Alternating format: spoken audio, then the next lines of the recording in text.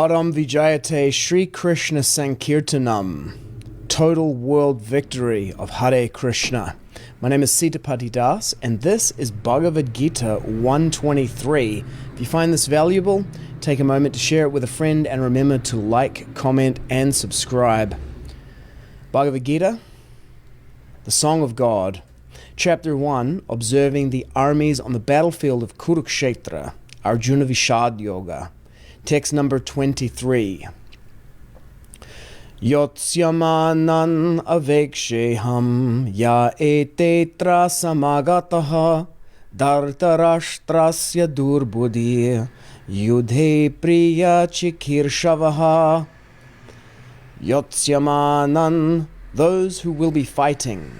Avekṣe, let me see. Aham, I. Yea, who. Ete, those. Atra, here. Samāgatāḥ, assembled. Dhārtarāṣṭrasya, for the son of Dhṛtarāṣṭra. Durbuddheḥ, evil-minded. Yuddhe, in the fight. Priya, well. Cikīrṣavaḥ, wishing. Translation. Let me see those who have come here to fight, wishing to please the evil-minded son of Dhṛtarāṣṭra. Purport by His Divine Grace, Srila A.C. Bhaktivedanta Swami Prabhupada. It was an open secret that Duryodhana wanted to usurp the kingdom of the Pāṇḍavas by evil plans, in collaboration with his father, Dhṛtarāṣṭra. Therefore, all persons who had joined the side of Duryodhana must have been birds of the same feather. Arjuna wanted to see them on the battlefield before the fight was begun, just to learn who they were, but he had no intention of proposing peace negotiations with them. It was also a fact that he wanted to see them to make an estimate of the strength which he had to face, although he was quite confident of victory because Kṛṣṇa was sitting by his side. Yotsyamānān avekṣe aham atra samāgatāḥ dhārtarāṣṭrasya durbuddher yuddhe priya-cikīrṣavaḥ. Let me see those who have come here to fight, wishing to please the evil-minded son of Dhṛtarāṣṭra. Om jnanatimidandasya jnananjana shalakaya chakshur unmilitam yena tasmai Sri Gurave Namaha.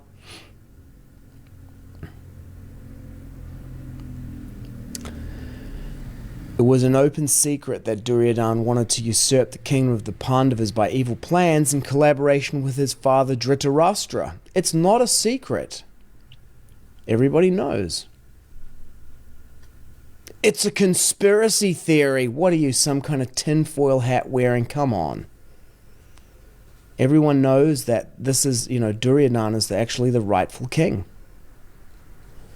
See, it's an open secret that he wanted to usurp the kingdom of the Pāṇḍavas by evil plans.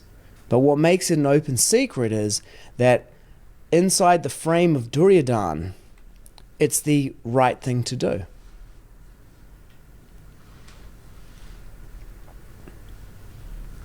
Those people would not have denied that that was what was going on, but they would have said, of course, it makes complete sense. This is the right thing to do. This is actually according to Dharma. For these reasons, and they have their whole reasoning about why that is the case. But it says here in Srila Prabhupada's Purport that these are evil plans. And Duryodhana is described in the text as durbuddheḥ, evil-minded, of evil intelligence. Evil-minded, evil intelligence. So the case that Duryodhana put forward makes complete sense. It's very reasonable. He's not just a complete insane madman, where it's just obvious to everyone that he's completely insane. But of course his propaganda is that the Pāṇḍavas are insane. They're kind of, they're conspiracy theorists, and they're crazy, and they're wrong. They're extremists. They're raising an army against the legitimate government of the kingdom, which is me. They're engaging in hate speech, propagandizing against the legitimate Kuru kingdom. I got Bhishma and Dronacharya. My father, Dhṛtarāṣṭra, is here. Supposedly they're the sons of Pandu, but where even is Pandu? I'm obviously the legitimate heir to the kingdom, to the throne. This is the legitimate government of the kingdom. You can see we have all of the symbols of legitimacy present here, all of the personalities. These guys are dangerous extremists, conspiracy theorists, rebels. They're against the legitimate state. So a lot of people get swayed by those kind of arguments. But Prabhupada says here that all persons who joined the side of Duryodhana must have been birds of the same feather.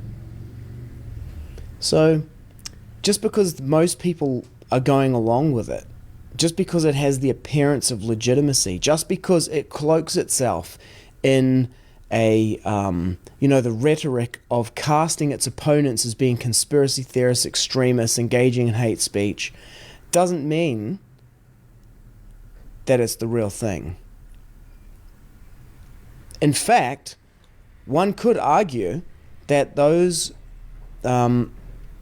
that particular combination of factors is the characteristic hallmark of the open secret of evil plans. Arjuna, he wanted to see who was there. Let me see those who have come here to fight, wishing to please the evil-minded son of Dhṛtarāṣṭra. I just see the hate speech, calling Duryodhana evil-minded. It's an ad hominem attack.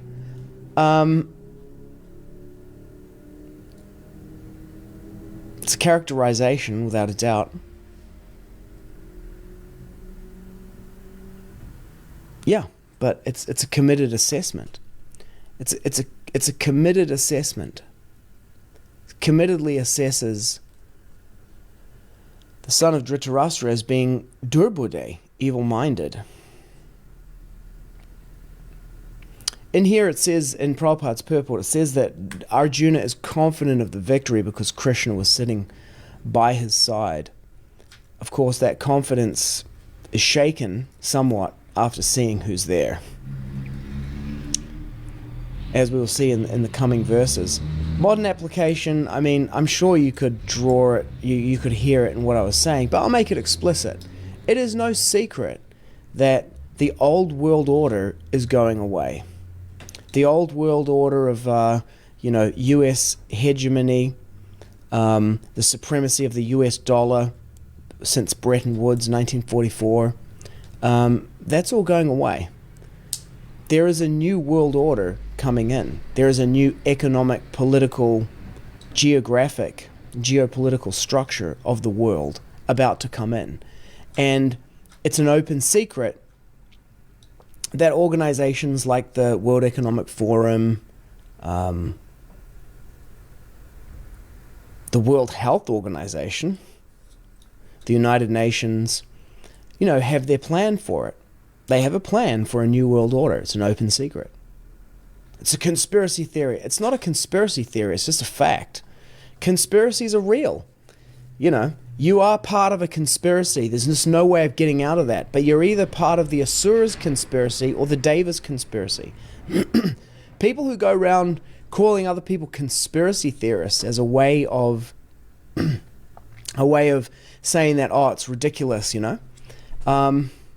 that's just the propaganda and rhetoric of cloaking something.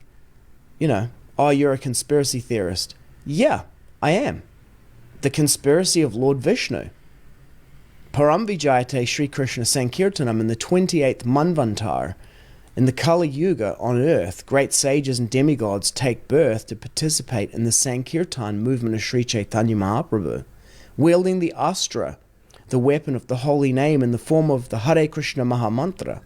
Hare Krishna, Krishna Krishna, Hare Hare, Hare Rama, Rama Rama, Hare Hare, They defeat the asuras on the earth, and they bring in a 10,000-year golden age, during which time the books of Srila Prabhupada are the law books. It's not a theory, it's a fact. And yes, it's a conspiracy, and yes, I'm part of it. At the same time, the asuras are on the planet, and they have their conspiracy too. We are here, the Devas, to impose a new world order on the earth. Daivi Varnashram Dharma. And the asuras are here, and they want to impose their new world order on the earth as well. That's the Bhaktivedanta historical dialectic. It's just a fact. And, you may agree or disagree with that, but you can't deny that that is the Bhaktivedanta historical dialectic. And to claim to be a leader in the Kṛṣṇa consciousness movement in ISKCON, following Srila Prabhupada and abandoning that historical dialectic, is inauthentic. That Bhaktivedanta historical dialectic is ISKCON. You see the world from there and as that. The evil-minded, the open secret that they want to usurp this kingdom, the earth. And therefore all persons who have joined their side must be birds of the same feather. This is Krishna's Sankhya that he will introduce to Arjuna in the 16th chapter, the divine and demoniac nature. There are two types, two classes of created beings, the divine and the demoniac. We'll get to that in due course of time. But this is the way that Kṛṣṇa asks us to see the world, and this is the way that Arjuna is seeing the battlefield. Let me see those who have come here to fight, wishing to please the evil-minded son of Dhṛtarāṣṭra, durbuddheḥ. Yeah, he is evil-minded. And Duryodhana will say the same thing about them. They're the bad guys. So, all the propaganda coming from the powerful, legitimate sources in the environment around us, that should be expected. But everything should be analyzed on the basis of the Shastra, not on the basis of what the newspaper or the so-called authorities say. The real authority is Shastra. Now you can disagree with that, but that's okay. That places you outside, just outside Shastra Praman, outside the tradition, outside the frame of the Devas. The frame of the Devas is that we accept Shastra as Praman. The frame of the Asuras is that they do not. They say Anishwaram, there is no God in control, it's a myth. These Shastras and these religions are fairy stories for controlling the people. So let us therefore pay the leaders of these religions and get them to bring their followers into our new world order, where we will give people karma and artha. We will give them work and money, and then they can enjoy. That is the purpose of life. To gratify the senses is the prime necessity of life. There is no dharma. What to speak of moksha? Moksha does not even exist. Religiosity? We have no need for that. We have become so advanced now that these primitive things are gone. That is the frame of the asura. And the vast majority of people are dwelling in that frame right now. In the Ishopanishad, Srila Prabhupada in Mantra 6 distinguishes a third class of persons. Bhagavad-gita in chapter 16, Kṛṣṇa distinguishes the Devas and the Asuras, the divine and the demoniac. In Ishopanishad Mantra 6, in his Purport, Srila Prabhupada distinguishes the innocent. The general mass of people who are caught between these two parties, and they vote with their consciousness. They will join either the side of the Devas or the party of the Asuras. And the Asuras and the Devas, they vie for supremacy by imposing their frame on the other party. So the Asuras are saying they are conspiracy theorists, tinfoil hat wearers, religious extremists, cult members, all kinds of things like this to, create the appearance of illegitimacy and danger of the other and invalidity of the other party. Whereas the Devas will say straight up, these people have rejected the Shastra. According to the Shastra, they are Asuras. They say Anishwaram. There is no God in control. That to gratify the senses is the prime necessity of life. And having given themselves to such conclusions, the demoniac engage in horrible, unbeneficial works meant to destroy the world. This is the conclusion of Shastra. And this is the battle that is taking place on this earth constantly, and particularly at this moment, both at this moment now in which we find ourselves, and at the moment under discussion. The moment where Arjuna says to Kṛṣṇa, please draw me between Senayor Ubayor Madhye, Ratam me priya, Ratam stapa me chuta. Yeah. Draw me between the two armies, and let me see those who have come here to fight, wishing to please the evil-minded son of Dhṛtarāṣṭra. Param vijayate Sri Kṛṣṇa Sankirtanam, total world victory of Hare Krishna.